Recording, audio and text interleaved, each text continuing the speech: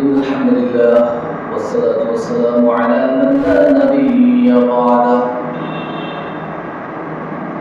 أما بعد فأعوذ بالله من الشيطان الرجيم. بسم الله الرحمن الرحيم. حتى إذا جاء أحدهم الموت قال رب ارجعون لعلي أعمل صالحا فيما تركت كلا إنها كلمة وقائلها ومن ورائهم برزخ إلى يوم يبعثون. صدق الله العظيم. আল্লাহ সুবহানাহু ওয়া তাআলা দরবারে শুকরিয়া আদায় করছি যে মহান আল্লাহ তাবারক ওয়া তাআলা আজকের এই মুহূর্তে কোরআনে কারিমা থেকে তেলাওয়াত করে সেখান থেকে আল্লাহ সুবহানাহু ওয়া তাআলা এবং তার বান্দাদের মধ্যে কিছু কথোপকথনের কথা যা আল্লাহ উল্লেখ করেছেন সেই কথাগুলো ধারাবাহিকভাবে ইনশাআল্লাহ আপনাদের সামনে তুলে ধরার চেষ্টা করব ইনশাআল্লাহ। আল্লাহ সুবহানাহু ওয়া তাআলা এই সুযোগ এই সময়টুকু আমাদেরকে দান করেছেন জন্য অন্তরস্থল থেকে সে মহান জাতিসত্তার দরবারে শুকরিয়া আদায় করছি আলহামদুলিল্লাহ।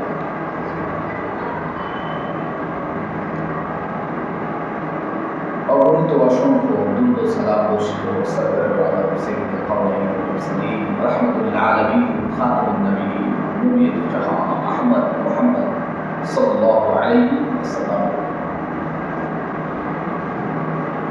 এই তেলাওয়াতকৃত আয়াত সূরা মুমিন আল্লাহ সুবহানাহু ওয়া তাআলা এখানে যে সমস্ত আল্লাহ তাআলার বান্দারা দুনিয়াতে আল্লাহর হুকুম অবমাননা করে আল্লাহর হুকুম পুরোপুরি না মেনে দুনিয়ার জীবন শেষ করেছে,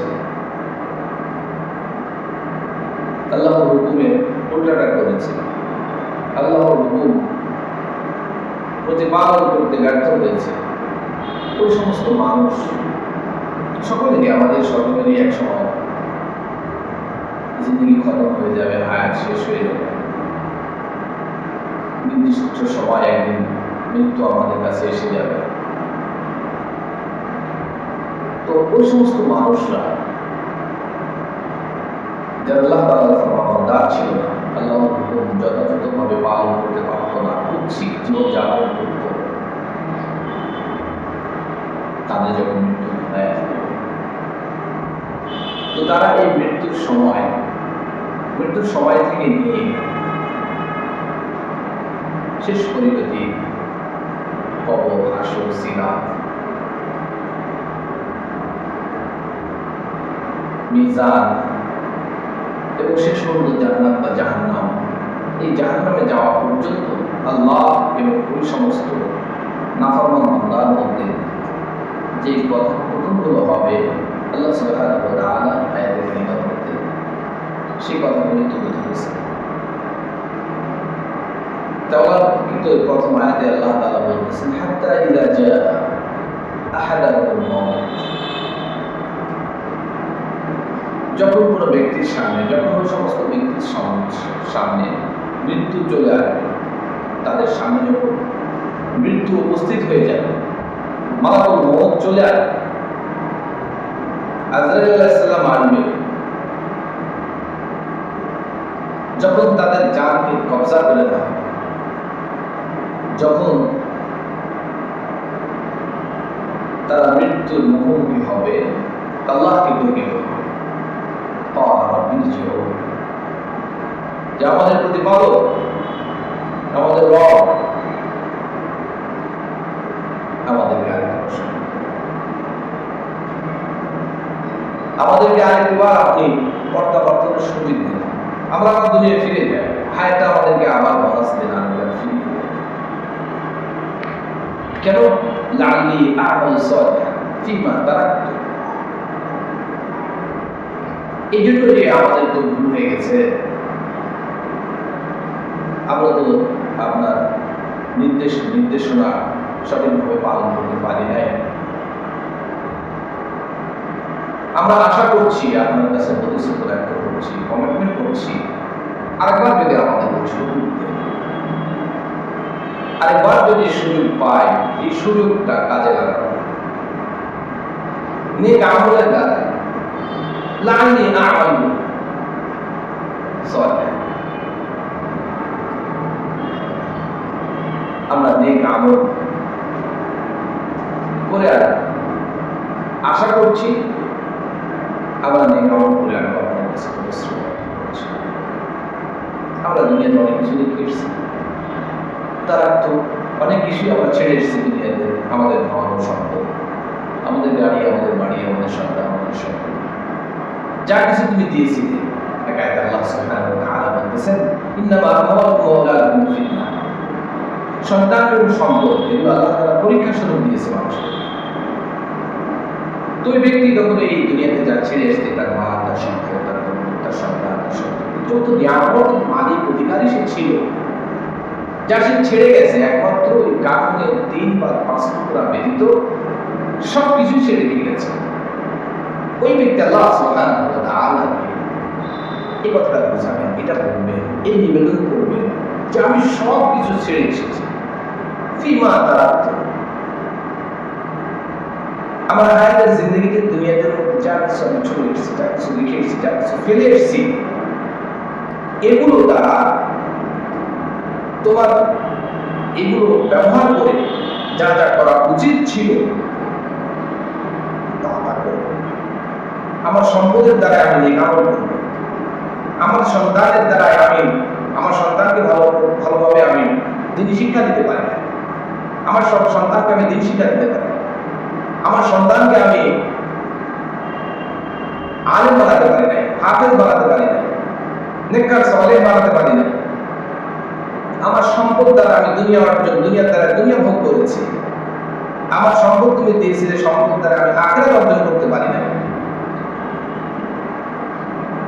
তো আমাকে আরেকটা সুযোগ দাও, আমি তোমাকে যা কিছু ছেড়ে এসেছি, এগুলোর মাধ্যমে, এগুলোর বিনিময় লাআল্লি আ'মালু সালিহান, আমি আশা করছি এগুলোর বিনিময়, আমি প্রতিশ্রুতি ব্যক্ত করছি এগুলোর বিনিময়, আমি কমিটমেন্ট করছি আমার কাছে, এগুলোর বিনিময়ে আমি নেক আমল করব, আমি একজন নেককার সালেহ হয়ে আসবো।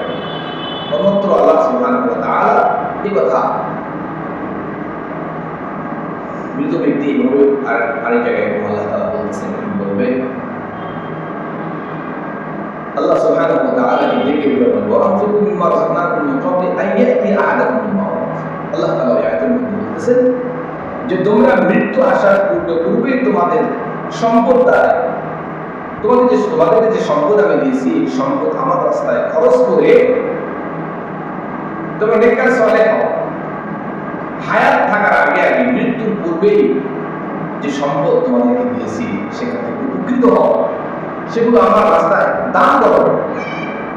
ওয়া আনফিকু মিম্মা রাযাকনাকুম মিন ক্বাবলি আন ইয়াতিয়া আহাদাকুমুল মাউত, মৃত্যু আসার পূর্বে। এটা আল্লাহ তাআলা তো বললেন, কিন্তু মানুষগুলো তো করেন। তখন সে বলবে, ফায়াকুল রাব্বি লাউলা আখারতানি ইলা আজালিন কারীব,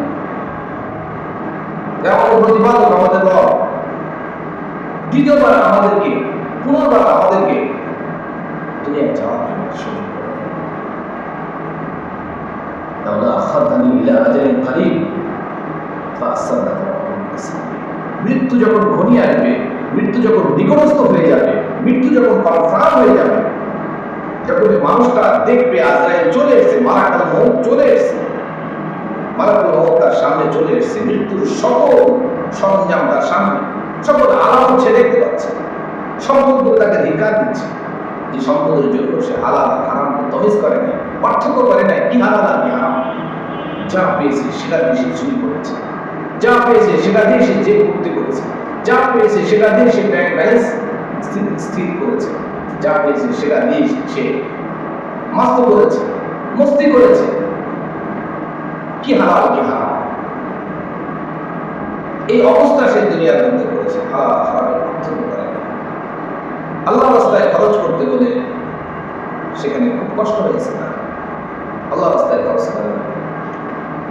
বিভিন্ন ফজল খরচ করেছে, গুনাহের কাজে খরচ করেছে, বাতিলে লাগিয়েছে। এইভাবে তার সম্পদগুলো অন্যায় কাজে, গুনাহের কাজে, নাফরমানির কাজের মধ্যে সে তার সম্পদগুলো সে ব্যয় করেছে। এখন সে বলবে এই সম্পদগুলো যেগুলো অন্যায়ভাবে সে অর্জন করেছে, অন্যায়ভাবে সে খরচ করেছে, এই সম্পদগুলো তাকে তিরস্কার করবে, মৃত্যু করবে।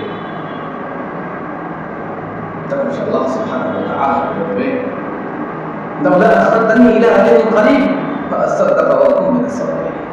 দ্বিতীয়বার পুনর্বার আমাকে আবার আপনি জীবন দান করেন, আমাকে দুনিয়ায় ফিরে যাওয়ার সুযোগ করে দেন, আমি আমার সম্পদ দিয়ে আপনার রাস্তায় দান করে, সাদাকা করে, ভালো কাজে ব্যয় করে আমি নেককার সালেহ আপনার প্রিয় বান্দাদের অন্তর্ভুক্ত হয়ে যাব। আল্লাহ তাআলার কাছে এভাবে আরজি করব,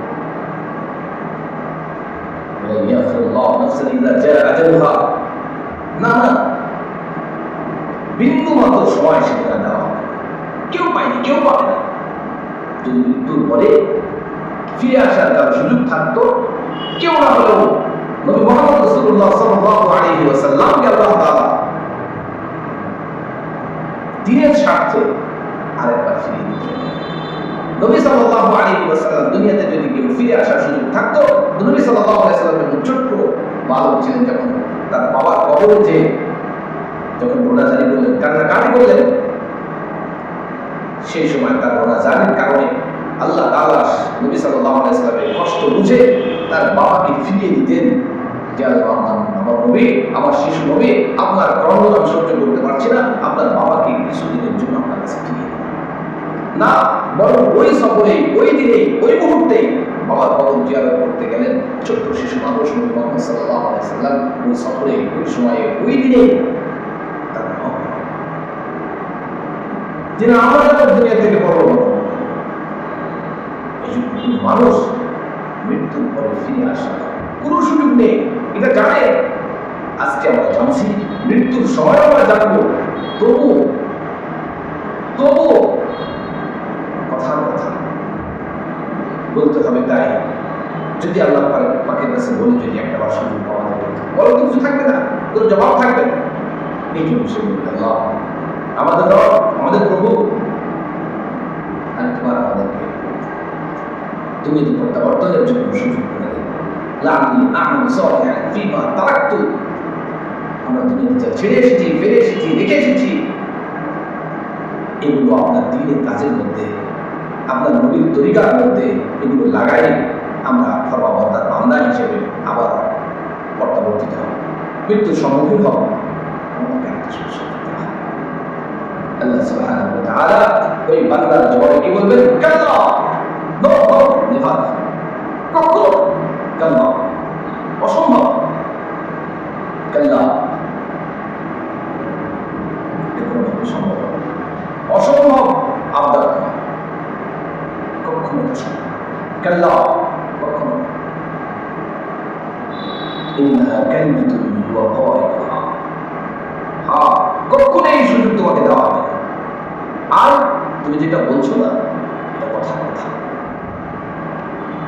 ইন্নাহা কালিমাতুন, তুমি যে কথা বলছো, তুমি যে আবদারটা করছো, ইন্নাহা কালিমাতুন হুয়া কাইলুহা, এটা কথা, অসার কথা, অপ্রয়োজনীয় কথা। বিপদের সম্মুখীন হয়েছে কোনো অপরাধী, যদি অপরাধ করার পরে ধরা খেয়ে যায়, কোন চোর যদি জনগণের সামনে পকেট মারার পরে ধরা খেয়ে যায়, গণধোলাই পাওয়ার পরে সে আমল তাবু বলতে থাকে, সে বলতে থাকে, যখন তাকে উত্তম মাধ্যম দেওয়া হয়, তাকে মারধর করা হয়, তখন সে কি বলে? ওই যে খোঁজ নিয়ে দেখেন, আপনার ভালো বংশের ছেলে, আমি আসলে চোর চাকরা নয়, আমি জীবনে কোনোদিন চুরি করি নাই, এই প্রথম এসেছি। তাও এসেছি বাড়িতে খাবারের ব্যবস্থা নেই, আমার স্ত্রী না খেয়ে আছে, আমার মেয়েটা মেডিকেলে অসুস্থ রয়েছে, বিভিন্ন কথাবার্তা বলে, অথচ এই কথার কোনো মিল নেই। সে একটা প্রশিক্ষিত একজন চোর। কেউ দেখে বলে যে না, সব কথা সে মিথ্যা বলেছে। এর আগেও আমাদের মহল্লা থেকে সে সাইকেল চুরি করেছে। এগুলো কথার কথা। পরিস্থিতি যখন মানুষের সামনে এসে যায়, তখন এই পরিস্থিতি থেকে বাঁচার জন্য কত কথা, কত অজুহাত মানুষ পেশ করে। ঠিক মৃত্যুর সময় আল্লাহ তাআলার কাছে বান্দা এভাবে বলতে থাকে অসার কথা,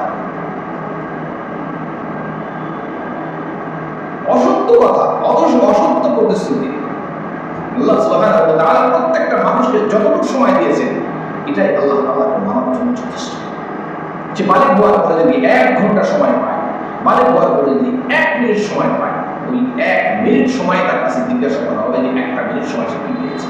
বালিক হওয়ার পরে যদি 1 ওয়াক্ত নামাজ সে পেয়ে যায়, ওই 1 ওয়াক্ত নামাজের কথাই তাকে জিজ্ঞাসা করা হবে। তাকে সারা জীবন 50 বছরের নামাজের কথা জিজ্ঞেস করা হবে না, 50 বছরের ইবাদতের কথা জিজ্ঞেস করা হবে না। ওই 1 ওয়াক্ত নামাজের সময় পর্যন্ত যে সময় পায়, এরপরে সে মারা যায়, তাহলে ওই 1 ওয়াক্ত নামাজের কথাই তাকে জিজ্ঞাসা করা হবে এই 1 ওয়াক্ত নামাজ তুমি পড়েছিলে কিনা। কেউ 100 বছর যদি বেঁচে যায়, তো 100 বছরের হিসেব তাকে দিতে হবে। এই জন্য আল্লাহ সুবহানাহু ওয়া তাআলার দরবারে নেককার হওয়ার জন্য, বদকার হওয়ার জন্য ঢের সময়ের প্রয়োজন নেই। যে বদকার অল্প সময় সে বদ করছে, যে নেককার সে অল্প সময় বেশি গরিমত মনে করে, সময়কে মূল্যায়ন করে আল্লাহ তাআলার ইবাদতের মধ্যে নেক আত্মনিয়োগ করছে। এই জন্য এগুলো, এই বিষয়গুলো আমাদের সামনে মৃত্যু অতি নিকটে।